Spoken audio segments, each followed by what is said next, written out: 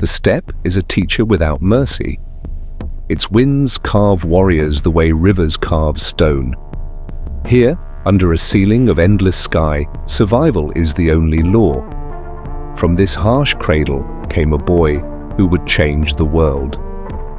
In the year 1162, a child named Temujin was born into the Borjigin clan. His father, Yasuge, was a minor chieftain, a man of modest power but unyielding pride.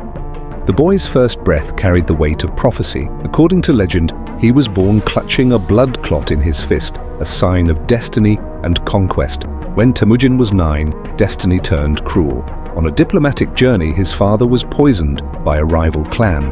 Without a protector, his family was cast out. Allies vanished. The Borjigin were left to starve among wolves and winter storms. From these years of hunger, Temujin learned the first lesson of empire. Strength alone cannot save you, only loyalty freely given and alliances carefully forged. Despite exile, the boy gathered friends, blood brothers known as Anda. He offered them something no steppe chieftain had dared: merit over birthright. Men would follow not the wealth of a name, but the courage of a leader. In his teens, Temujin honored an early betrothal to Berte of the Ongerat tribe. This marriage sealed an alliance and gave him a partner whose counsel would shape his rise. But even this union was tested by violence. Rivals abducted Berta in a show of power. Temujin struck back with swiftness and daring, calling on allies he had patiently won. Together they crushed the Merkits and brought Berta home. The rescue was more than personal. It was a declaration to the steppe. Temujin was no longer prey. Temujin understood what generations of chieftains had ignored. The steppe's chaos could be tamed not only by the bow, but by the promise of order. He rewarded loyalty, punished betrayal, and demanded discipline. Horse lords who once raided at will found themselves bound by new rules and richer spoils. In a series of lightning campaigns, Temujin defeated the Tatars, humbled the powerful Kerate under the legendary Togrul, and drew the fractured clans toward a single purpose. Each victory was sealed by ritual feasts and blood oaths. Enemies became generals. Old rivalries dissolved beneath the vision of a united people. In the spring of 1206, thousands gathered on the banks of the Onon River. Under banners of black horsehair, the tribes proclaimed Temujin as their supreme leader. They gave him a new name, Genghis Khan, universal ruler. It was more than a coronation. For the first time in memory, the Mongol nation stood as one. What had been scattered clans was now a war engine ready to surge across continents. The boy who once dug roots to survive now commanded the finest horsemen on earth. Ahead lay empires of silk and stone, cities of wealth and wonder. And Temujin, now Genghis Khan, would test them all. The world beyond the steppe had no idea that its age of walls was ending. By the spring of 1207, the tribes of the steppe were one body, and that body was restless. Genghis Khan looked beyond the horizon and saw empires bloated with wealth yet brittle at their core.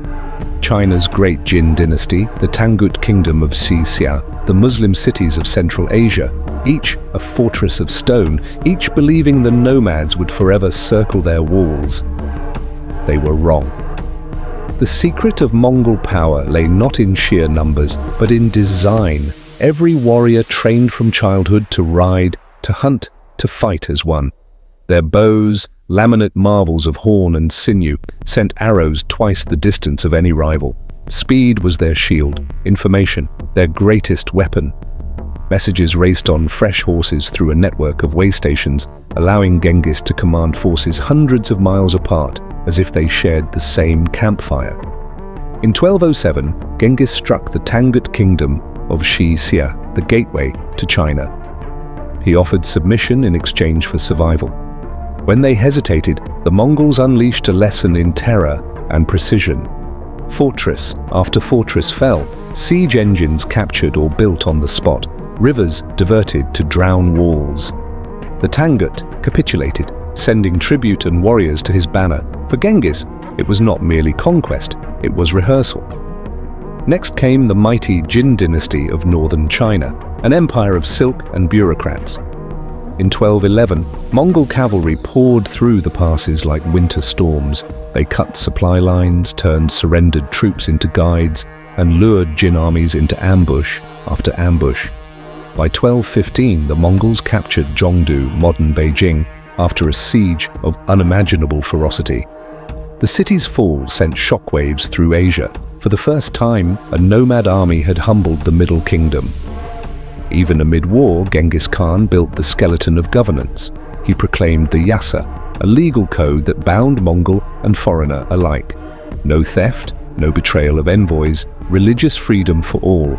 It was law as strategy, a way to weld warriors and conquered peoples into a single order. By 1218, Genghis looked west to the Khwarezmian Empire, stretching across today's Iran, Turkmenistan, and Uzbekistan. He sought trade, not war. A caravan of merchants arrived bearing silks and silver, and a message of friendship. But the governor of Otrar seized the goods and killed the envoys. The Shah of Khwarezm, Ala ad-Din Muhammad, refused to punish him. It was the gravest mistake of his reign. Genghis swore a vengeance that would echo for centuries. In 1219, he launched a campaign of breathtaking scale, 5 separate armies moving like fingers of a single fist. Bukhara, Samarkand, Urgench, cities that had glittered for 1,000 years, fell one by one. The Mongols breached walls with catapults and cunning, sparing artisans and scholars, punishing treachery without mercy. I am the flail of God. If you had not committed great sins, God would not have sent a punishment like me upon you. To prevent any empire from rising behind him, Genghis sent 2 of his finest generals, Subutai and Jebi, on a reconnaissance in force. They rode west across the Caucasus, defeated a coalition of princes at the Kalka River, and circled back through the Kipchak steppe. 2 years and thousands of miles, an expedition that mapped the road to Europe. Wherever the Mongols conquered, they reopened the arteries of commerce. Caravans crossed Asia under the protection of the Pax Mongolica.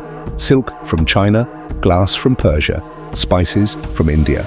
Ideas and inventions traveled farther and faster than ever before.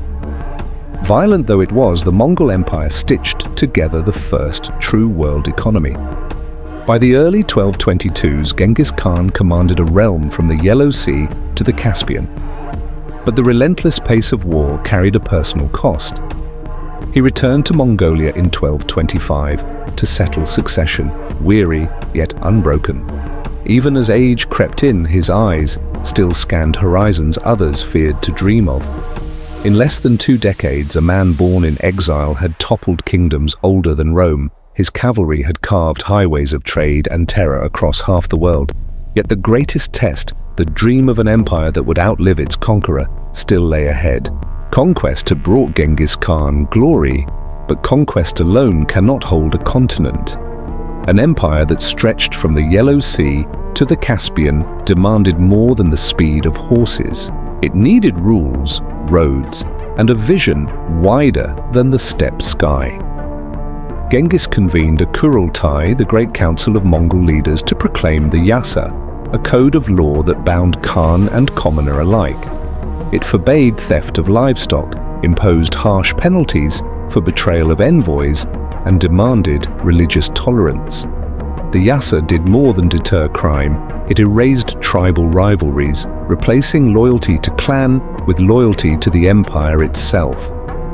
If the people keep the law will keep the people, chroniclers recorded, a simple creed for a sprawling realm. In Genghis Khan's world, birth mattered less than brilliance. A herdsman who proved his courage could command thousands. Generals like Subutai rose from obscurity to shape campaigns that rivaled Alexander. This meritocracy gave the Mongol army a flexibility Europe would not match for centuries. To govern such distances, Genghis built the Yam, a relay system of post stations stocked with horses, food, and garrisons.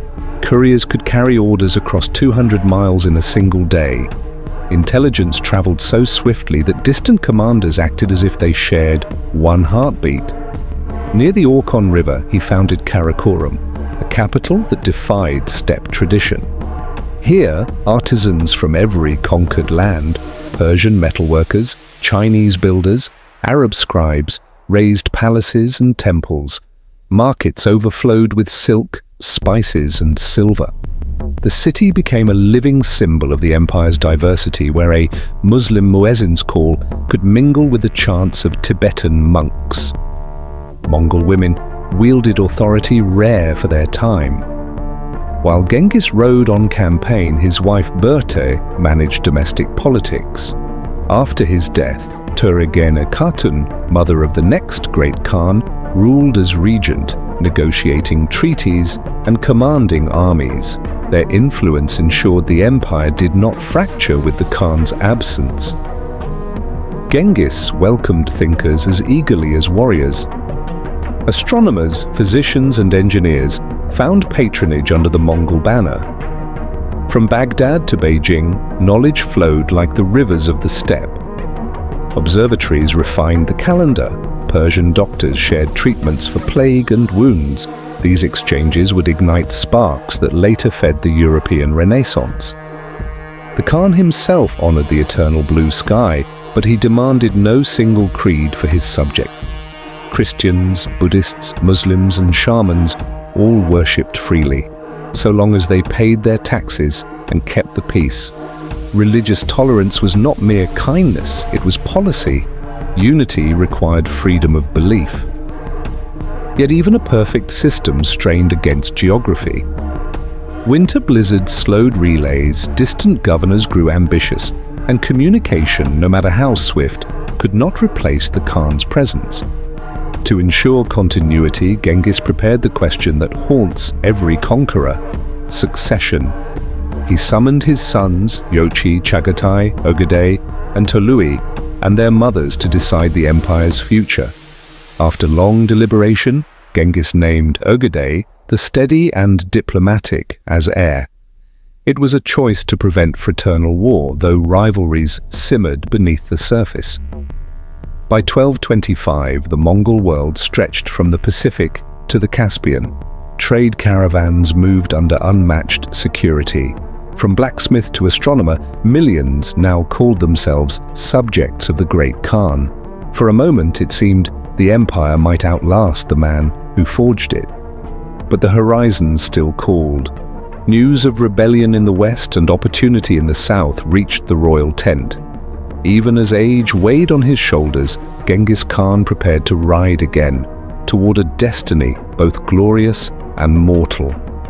When Genghis Khan carved a single empire from the Pacific to the Black Sea, he did more than redraw borders. He reopened the veins of an ancient body, the Silk Road, and pumped new life through the arteries of the world. For centuries, merchants feared the deserts of Central Asia. Bandits, warring states, and shifting alliances made every mile a gamble. But under the Mongols, a single banner guarded the journey. Caravans that once crawled now surged across the continent with unheard-of speed. Historians call it the Pax Mongolica, the Mongol peace.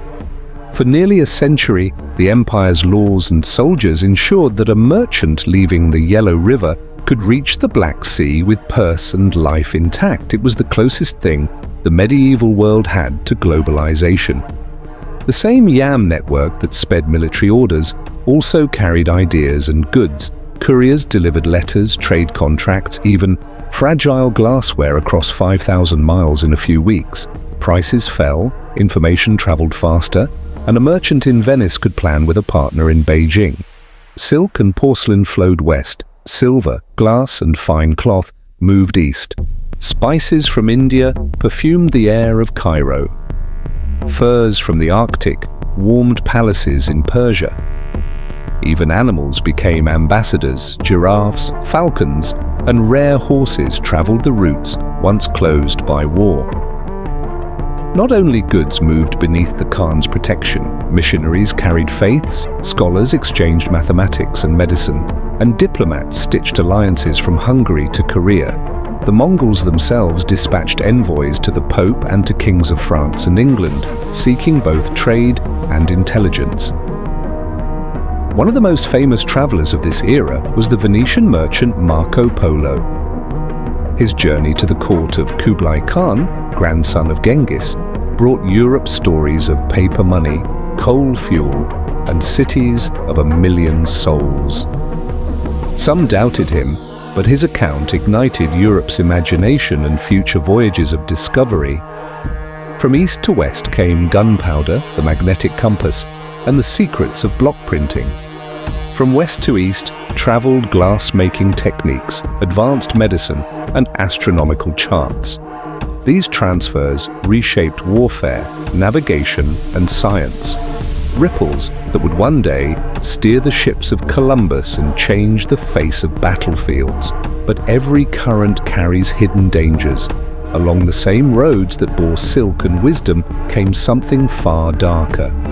In the 1340s, the bacterium Yersinia pestis rode caravans and ships, igniting the Black Death that would kill tens of millions across Eurasia. The very network that united the world also spread its greatest plague. The Mongol Empire became a forum where beliefs once isolated now spoke face to face. In Karakoram and later in Khan Balik, Christians debated Buddhists, Muslims debated Taoists. Genghis had decreed religious freedom, and his descendants maintained it, turning marketplaces into crossroads of theology. Art followed the caravans. Persian painters borrowed Chinese pigments and perspective. Chinese architects adopted Persian domes. Even the patterns of carpets in Anatolia echo Mongol designs, a silent testimony to worlds intertwined. Europe awoke to a larger world. Arabic numerals, medical treatises, and philosophical texts reached scholars in Paris and Florence, laying stepping stones for the Renaissance. China too absorbed new crops like grapes and pomegranates and refined technologies from afar. Though Genghis had died in 1227, the system he built endured. His descendants, Ögedei, Monka, and Kublai, guarded the Silk Road with a relentlessness that merchants trusted more than any local king. For nearly a century, the echo of one man's will kept the world's markets alive. Under the eternal sky of the Mongols, east and west were no longer strangers. Ideas leapt oceans of sand, cultures intertwined like threads of a single fabric. The Silk Road had been reborn, not as a legend, but as a living bridge across the world. Every empire casts a shadow. The Mongol world system bound continents together with roads of trade and trust, but those same roads carried consequences no Khan could control. Ideas and inventions leapt borders, but so did fear, disease, and ambition. In the 1330s, a microscopic killer stirred in the rodent warrens of Central Asia. The bacterium Yersinia pestis traveled unnoticed along the very Silk Road the Mongols had secured. Caravans, soldiers, and merchants became unwitting couriers of death. Within 2 decades, the Black Death swept from China to the Mediterranean, claiming an estimated 75 million lives. The Mongol Peace, Pax Mongolica, became the highway of a global catastrophe. Chroniclers tell of a single, haunting episode. In 1346, Mongol forces besieged the Black Sea port of Kaffa, a Genoese trading outpost. When plague struck their own ranks, the attackers reportedly hurled infected corpses over the walls with catapults. Fleeing sailors carried the pestilence to Constantinople, Sicily, and beyond, an early act of biological warfare, whether deliberate or desperate. The pandemic shattered economies and belief systems. In Europe, labor shortages undermined feudal bonds and hastened the rise of wages and new social classes. In China, the Yuan dynasty faced rebellion as famine and fear spread. Even the Mongol Khanates could not escape the scythe of disease. Long before the plague, the Mongols had already reached across cultural frontiers. Genghis and his heirs dispatched envoys to the papacy and to European kings proposing alliances, sometimes against Muslim powers, sometimes simply to exchange knowledge. letters written in Persian and Mongolian reached the courts of France and the Vatican, promising safe passage for Christian pilgrims and merchants. While no grand alliance was forged, these missions opened windows between worlds previously sealed. The Mongol highways also carried technology with a price. Gunpowder, refined in China, traveled westward through Persia to the arsenals of Europe. Before the century ended, cannons thundered in European fortresses, rewriting the rules of siege and statecraft. The same innovation that once gave Mongols supremacy now armed their rivals. In the great cities of the Mongol realm, Samarkand, Karakoram, Kambalik, religions conversed as never before.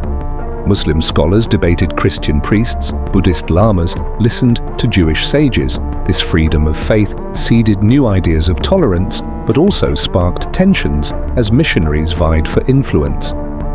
As decades passed, the unity Genghis forged began to splinter.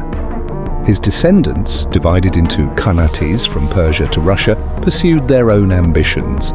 Trade continued, but regional rulers taxed caravans and local wars frayed the great web of connection. The arteries of empire began to clog. The very network that unleashed plague also fertilized rebirth. The devastation of the Black Death in Europe cleared the path for social mobility and innovation. Ideas carried along Mongol roads, Arabic numerals, paper technology, navigational charts would help ignite the Renaissance and the age of exploration. By the late 14th century, the political might of the Mongols waned, yet their invisible empire endured. Trade routes, diplomatic practices, and scientific exchanges they championed became the template for a connected world. From plague to printing press, from cannon smoke to Renaissance art, the Mongol world system shaped the future in ways its founders could scarcely imagine. Its shadows were as influential as its splendor, a reminder that every great link between peoples carries both creation and destruction.